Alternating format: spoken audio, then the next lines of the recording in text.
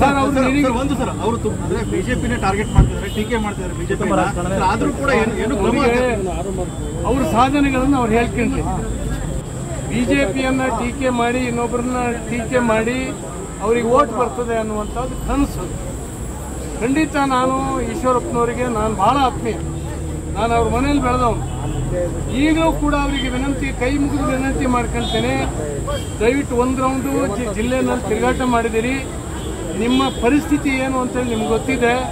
ಎಲ್ಲ ಬೂತಲ್ಲೂ ನಿಮ್ಮ ಚೀಟಿ ಹಿಡಿಯೋಕ್ಕೆ ಒಬ್ಬ ಏಜೆಂಟ್ ಕೂಡ ಇಲ್ಲ. ಆದ್ದರಿಂದ ನಿಮ್ಮಂಥ ಹಿರಿಯರು ಸೋಲಬಾರ್ದು.